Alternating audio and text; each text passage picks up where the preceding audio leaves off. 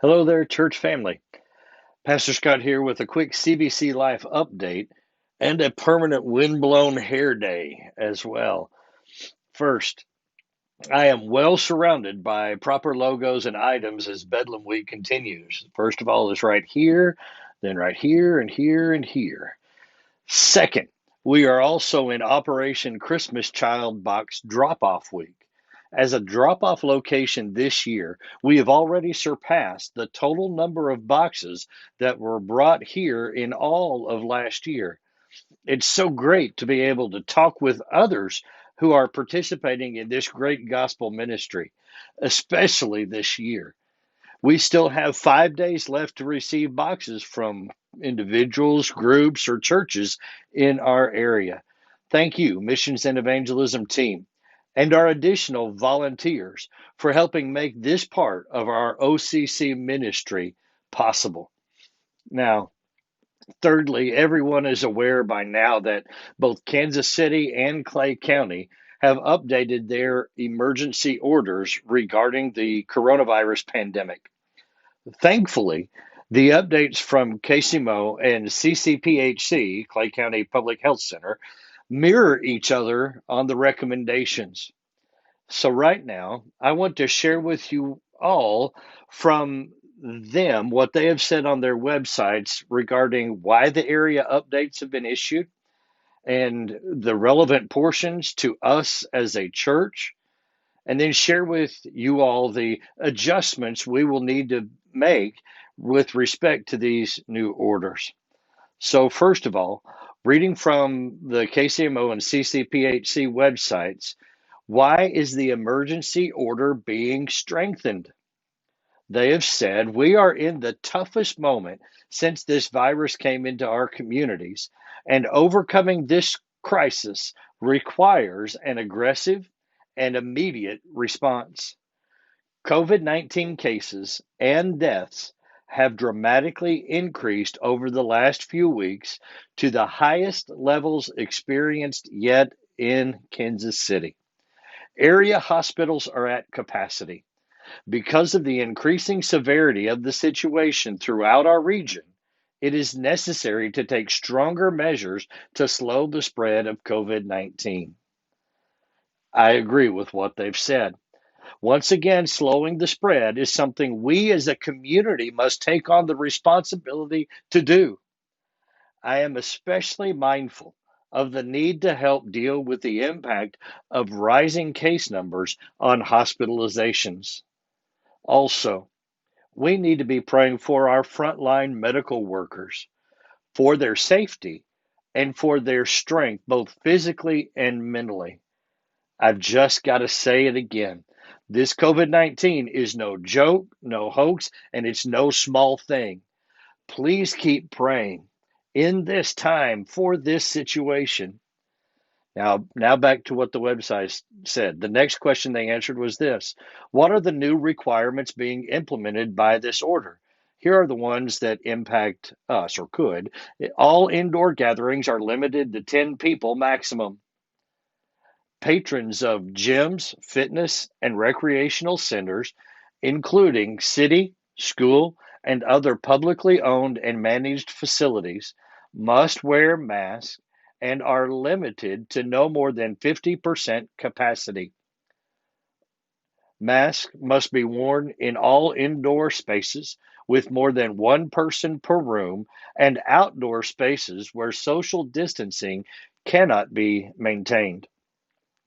These are the parts you may have heard about and wondered how that applies to churches, since in much of the reporting, churches have not really been directly mentioned as these new orders have been released.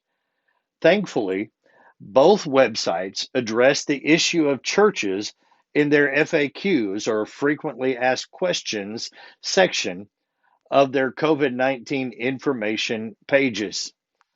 So, on to that section, there's a question that is, what is considered a gathering?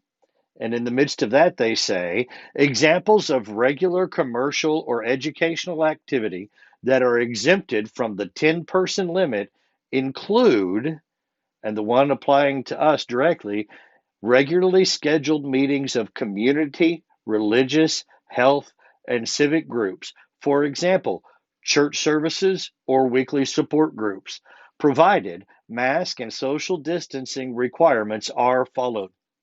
Given the spread of COVID 19, we strongly encourage virtual attendance at these meetings.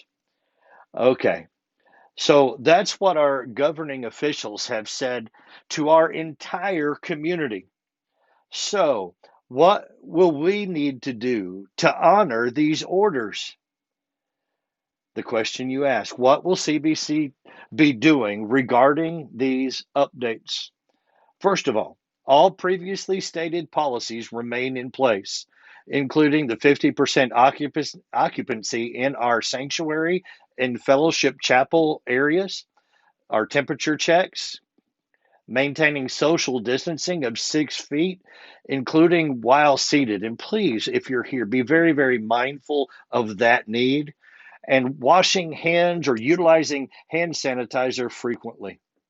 The change that we will need to make is that masks must be worn at all times while in the building, including while singing and while seated in the sanctuary or fellowship chapel areas. Everyone must be prepared to wear their mask or face covering, including the possibility of using a clear face shield for the entirety of our time together in person for our Sunday worship service. This changes from our previous guidance to be able to remove face coverings while sitting in the pew and not talking or singing. This will also be carried out by those of us leading worship from the stage, utilizing masks or face shields the entire time. I must include this important reminder. Be sure that when you wear your mask in church, to have it correctly situated over your mouth and nose. Any other way simply doesn't cut it. We cannot do it like this or like this or in this other way like this.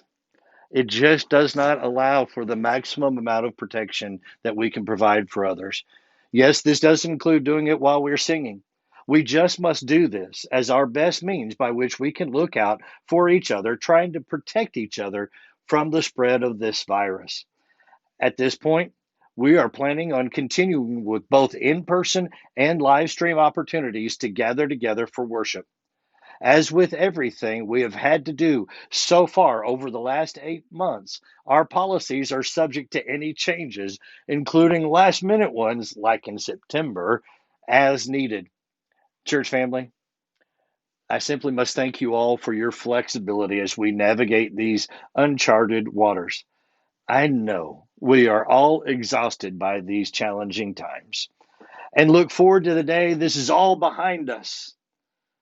And let me encourage everyone not to buy into the harsh and inflammatory rhetoric I see online and in our community regarding the leadership of Kansas City and Clay County, especially.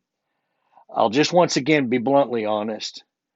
To equate mask requirements and emergency orders with religious persecution or unmerited infringement upon your rights is neither helpful nor wise.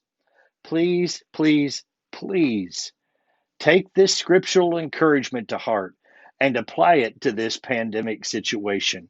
Philippians chapter 2, verses 3 and 4. Do nothing out of selfish ambition or conceit, but in humility consider others as more important than yourselves. Everyone should look not to his own interest, but rather to the interest of others. Thank you all again. Remember to keep on keeping on for Jesus by grace alone, and we'll see you all soon.